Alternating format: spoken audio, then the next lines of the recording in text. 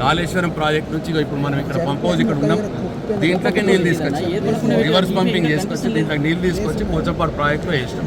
పోచంపాడు ప్రాజెక్టులో వేసినాం అంటే అర్థమైంది, పోచంపాడు కింద ఉన్నటువంటి ఆయకట్టుకంతా నీళ్ళు వస్తున్నట్టే కదా. అందుకోసమే అవన్నీ వట్టి మాటలు. ఇప్పటికి కూడా నేను ఈ ప్రభుత్వానికి నేను చెప్తా ఉన్నా, ఏదైతే కుంగింది అన్న పేరు మీద ఏదైతే వాళ్ళు చెప్తా ఉన్నారో, కొద్దిగా ఎక్కడైనా డ్యామేజ్ జరిగితే ఒకవేళ ఇప్పుడు సంవత్సరం అయిపోయింది, ఆ డ్యామేజ్ని ఏదైతే ఆ బ్యారేజ్ వీళ్ళు చెప్తున్న బ్యారేజ్ డ్యామేజ్ని రిపేర్ చేయొచ్చు. రిపేర్ ఇమీడియట్గా చేసి అన్నారము, సుందిల్ల, మేడిగడ్డ ఈ మూడు, మేడిగడ్డ దగ్గర వీళ్ళు కుంగింది అని అంటున్నారు. ఆ మేడిగడ్డ దగ్గర రిపేర్ చేస్తే మేడిగడ్డ, అన్నారం, సుందిల్ల మూడు దగ్గరలో కూడా నీళ్ళు ఆపుకుంటే ఇప్పుడు మొత్తం కాళేశ్వరం నుంచి నీళ్లు తీసుకొని పోవచ్చు.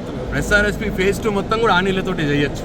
మొన్న మల్లన్న సాగర్లో నింపినాం, కొండపోచమ్మ సాగర్లో నింపినాం, సిద్దిపేట జిల్లా మొత్తం కూడా దాంతో పారింది, భువనగిరి జిల్లాలో కూడా పారింది. మరి ఇట్లా పారలేదు అనడం తప్పు మాట.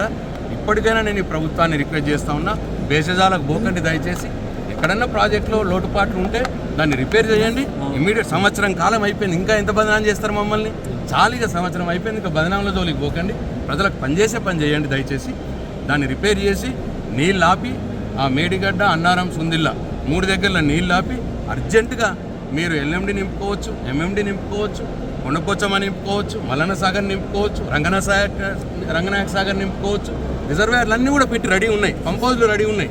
కొద్దిగా రిపేర్ చేసి నీళ్ళు ఆపుకొని మొత్తం రైతులకు ఇవాళ నీళ్ళు ఇచ్చే అవకాశం ఉంటుంది. కాబట్టి ఇప్పటికైనా నేను ముఖ్యమంత్రి గారికి, ఇరిగేషన్ మంత్రి గారికి రిక్వెస్ట్ చేస్తా ఉన్నా, భేషజాలకు పోకండి, రైతుల కోణంలో ఆలోచించి రిపేర్లు చేసి నీళ్ళు ఇచ్చే పని చేయండి.